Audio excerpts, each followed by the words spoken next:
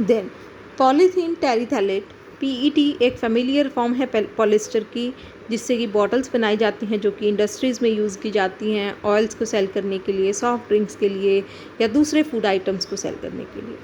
PET जो है ये यूज़ किया जाता है सिंथेटिक क्लोथ्स बनाने में जो कि ईजिली वॉश हो सके, रिंकल फ्री रहें।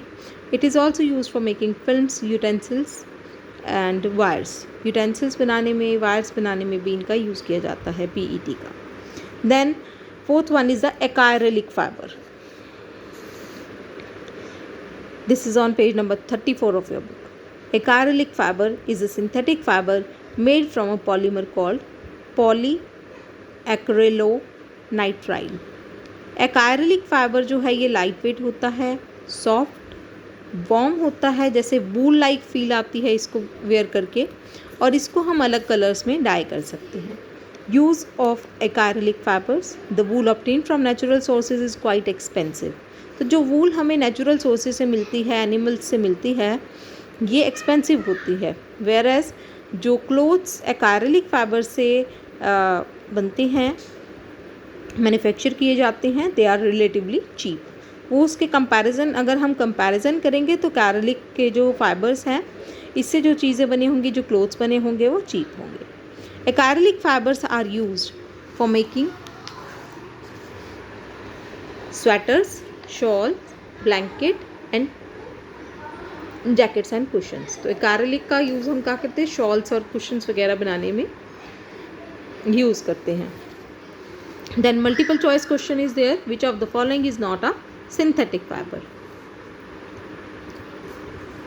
कौन सा इसमें सिंथेटिक फाइबर नहीं है? Wool is not a synthetic fibre, इसमें आप मार्क करेंगे wool. Then parachute fabric is made of nylon. ठीक है, पैराशूट का फैब्रिक जो है ये नायलॉन, क्योंकि नायलॉन जो है ये बहुत ज़्यादा इसमें स्ट्रेंथ होती है। Then advantages of synthetic fibres, high tensile strength. Synthetic fibres are very strong and have high tensile strength as they can hold large amount of weight without breaking. जो हाइट इनमें जो सिंथेटिक फाइबर्स है, इनकी tensile strength बहुत ज़्यादा होती है। That means ये वेट को बेयर कर सकते हैं। ठीक है, इस पर अगर हम वेट डालेंगे तो ये ब्रेक नहीं होगा fibre. As they can hold the large amount of weight without breaking in comparison to natural fibres. Natural fibres के कंपैरिजन में ये इनकी स्ट्रेंथ अच्छी होती है। एक्टिविटी 1 जो है ये शो करती है टेंसाइल स्ट्रेंथ को डिफरेंट फाइबर्स की of same thickness and same length. अगर हम सेम लेंथ और सेम थिकनेस के फाइबर्स लेते हैं, तो अगर हम टेंसाइल स्ट्रेंथ इनकी कंपेयर करना चाहते हैं तो हम क्या ले रहे हैं, कॉटन, वूल, सिल्क, नायलॉन, आयरन सैंड ले रहे हैं with the clamp, pan and marbles. तो हमने जितने भी थ्रेड्स हैं सेम लेंथ और थिकनेस के लिए हैं। मेथड, हमने कॉटन थ्रेड लिया है अबाउट 30 सेंटीमीटर लेंथ का, इसको टाई कर दिया है क्लैम्प से और लीव कर दिया है दूसरा एंड। इस तरह से हमने यहाँ पर थ्रेड अलग अलग टाई करके देखने हैं। पैन इसके साथ है, इसमें मार्बल से डाल के देखेंगे कि कौन सा थ्रेड ज़्यादा स्ट्रेंथी है, किसमें हम ज़्यादा मार्बल्स डालेंगे तो वो ब्रेक होगा।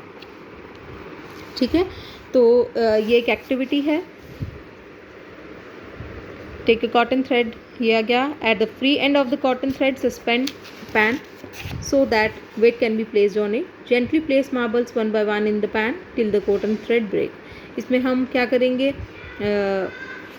पैन में मार्बल्स डालते ऐड ऑन करते जाएंगे और ऑब्जर्व करेंगे कि कितनी देर बाद और कितने मार्बल्स डालने के बाद ये कॉटन थ्रेड ब्रेक हुआ है। Record the total number of marbles required to break the cotton thread.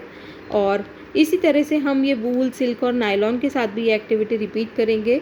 तो हम ऑब्ज़र्व करेंगे कि जो नायलॉन थ्रेड है उसमें हम बहुत सारे मार्बल्स डाल देते हैं तो वो ब्रेक होता है, फॉलोड बाय सिल्क। उसके बाद सिल्क की जो स्ट्रेंथ है अच्छी होती है, देन कॉटन एंड देन वूल। वूल जो है ये लीस्ट स्ट्रॉन्ग होता है।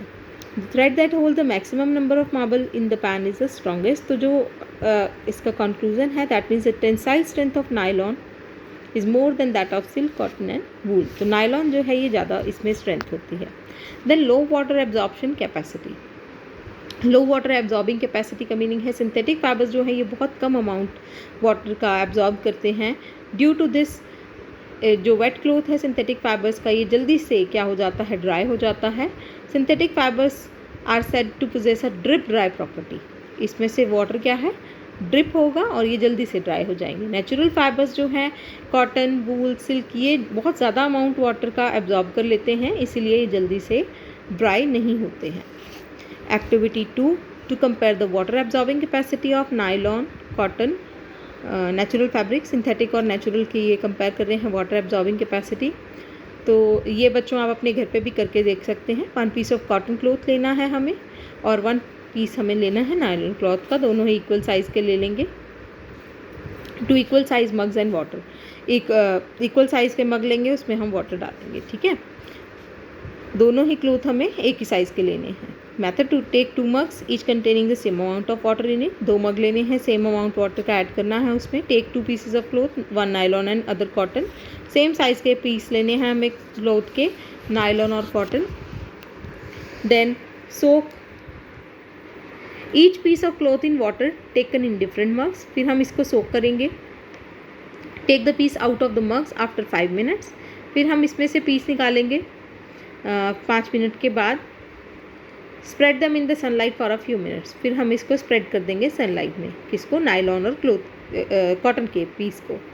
Observe and compare the volume of the water remaining in each mug, हम ऑब्जर्व करेंगे कि वाटर कितना लेफ्ट रहा है जो मग में हमने लिया था। Second thing, also compare the time taken by each piece of cloth to dry out completely, कि कितना टाइम लगा है किस क्लॉथ को ड्राई होने के लिए। तो जो नायलॉन क्लॉथ है हम ऑब्जर्व करेंगे कि इसने बहुत कम वाटर सॉक किया है, जो कॉटन क्लॉथ है इसने ज़्यादा वाटर सॉक किया है, तो इसके अंदर कम पानी बच जाएगा मग में और इसके अंदर ज़्यादा रहेगा।